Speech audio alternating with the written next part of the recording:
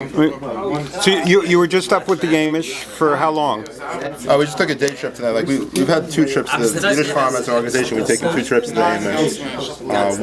The first one we did was last December, and we took a group of about 10 Yiddish speakers, mostly from Brooklyn. And what we did is we visited a farm, an Amish farm right in the middle of Pennsylvania, Williamsport, Pennsylvania, really in the middle of nowhere. This isn't Lancaster, this isn't like tourist town. And we just came to an Amish dairy.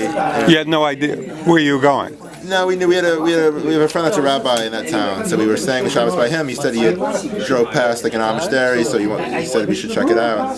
And they were very accepting. We came and we asked a lot of probably annoying questions, and they showed us around the dairy.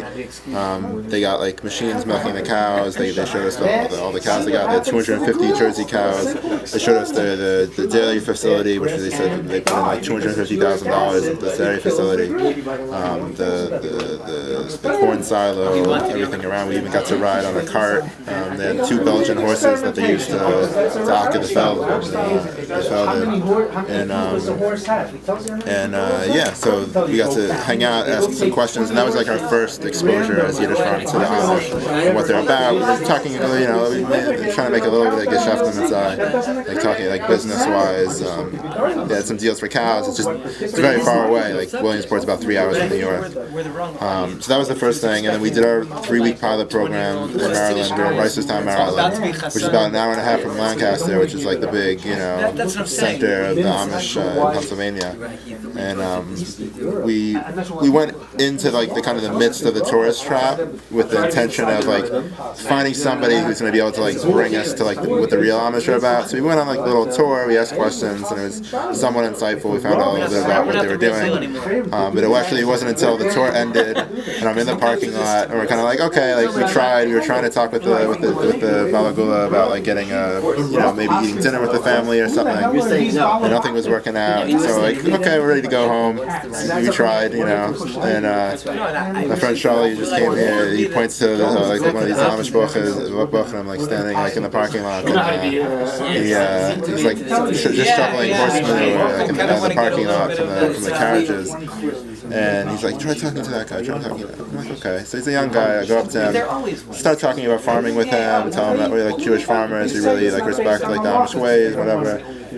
And he starts a conversation with me. He started, I piqued his interest a little bit, and I asked him like, do you know anybody that would be able to teach us how to, work with draft animals, like work with horses to plow our fields. This is something we want to look into. Like we don't have a tractor. A tractor's a huge investment. We'd rather stay, keep it simple and work with animals if we can. But we don't have that skill yet. We didn't grow up working with horses. We don't know this. So he said, yeah, like I know some people. Like I know a couple guys that even if I could do it myself, there's other people interested that would be able to teach you. So my plan is I got to give them a call back, and I want to go down there after Sukkot and maybe with 2 or 3 like people who would be like apprentices up at the Yiddish Farm and start learning these skills. It's not like we're gonna have a draft animals next year, but we want to get on that path so we'll be able to do that one day and be a little bit more independent in terms of the way we work on our farm and our reliance on fossil fuel. Because we have enough acreage up in Goshen that we could be growing our own. We were already growing our own hay. We could grow oats. We could grow everything that the horse would need to eat. So we just need to worry about like just maintaining it and treat it. Well, they were open to you? Yeah, I was actually surprised. And, in Lancaster, I think the young guys are a little bit more modernized than in other parts. Now, let's say if it was reversed, and the Amish guy came into any Hasidic Orthodox community, how would they be accepted? I couldn't tell you. Like I don't know. Like I heard that somebody was telling me that the Chabad brings some Amish up into Crown Heights on tours every now and then. I don't know if that's true. I talked to somebody in Chabad maybe. You think they're trying to convert their? No, just to compare, like whatever struggles, whatever it is. But yeah, I don't know much about. They have a store, a couple of Amish stores. I knew the guy who ran it years ago, who started them. the natural food stores. Making sure no one leaves with books. But what I'm interested in is, okay, so you are representative of the Yiddish Farm, which is how old now? We founded officially last December, but the project's been kind of going through development for the last 2 or 3 years. And what is the Yiddish Farms? So Yiddish Farm is an organization. It's a brand new organization. We just really our pioneering year, and our goal is to create a Yiddish-speaking agricultural community. And we're laying the foundations for that up in Goshen, New York. We're renting a farm up there, and we're going to be building it up, starting to sell our produce in the local Jewish community and around there.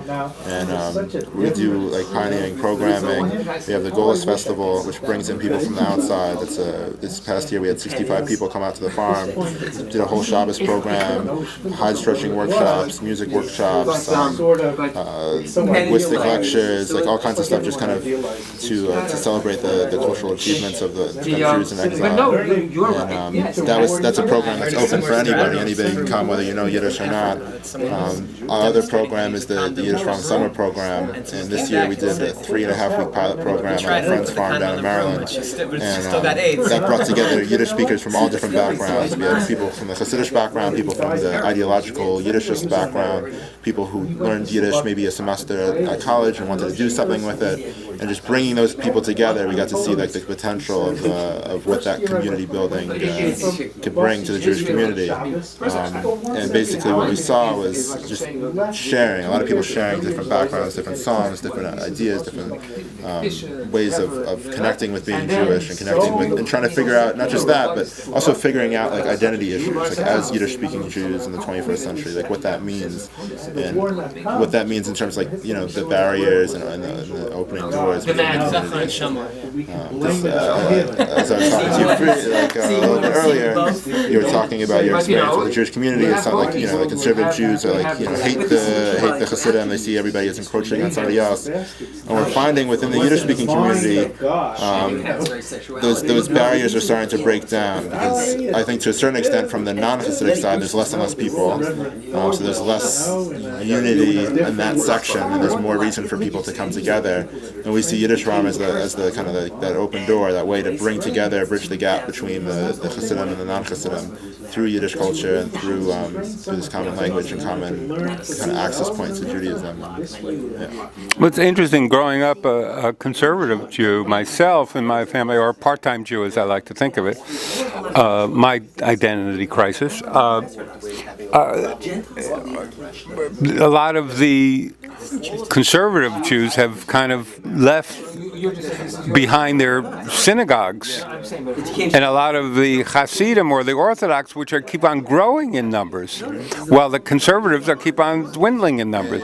That's an interesting phenomenon. What do we think that happened? What is that? Why does that happen? What about You ask the sociologist, but like my personal theory is just it has to do with assimilation. It has to do with how much, you know, the Reform conservative Jews gave up in order to kind of become a part of America. In a lot of ways, you can respect it and say they had to make these sacrifices in order to make other things possible for other Jews, and maybe to make it possible for their children and their children's children to be able to come back to Judaism as a free Jew and have the kind of the best of both worlds, the best of America and the best of the Jewish world. But I think it just has to do a lot with just assimilation. Once you forget your culture, you forget your language, you start dressing like other people, and you give up, you know, things like your name, like, you know, you're putting yourself on a slippery slope towards just leaving everything behind. If you've already left behind like the foundations of who you are, what's this? You know, you end up having more in common with the person who's not Jewish than you do with the person who's only Jewish. And you can't blame them. You can't blame them if they want to. If you're already at that point. Okay, like like you assimilated. That's what happened. Like you can't. The person who's already at the stage that they're assimilating is not necessarily guilty of anything. They're just, this is who they can relate to. This is the life that they were given, and they're not at fault for that.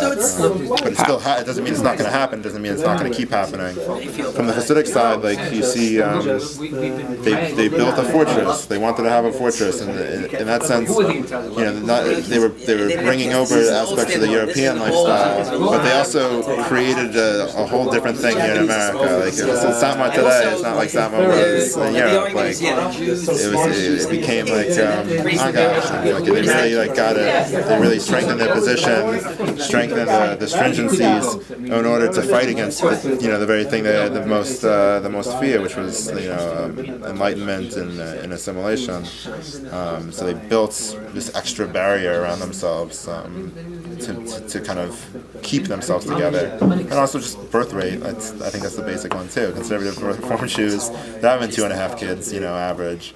Whereas most of them are having much more. So even if a couple follow back, like a couple of them leave and become fry, there's still going to be 10 other kids that you had that are going to be sticking with it because they don't know that there's any other choice.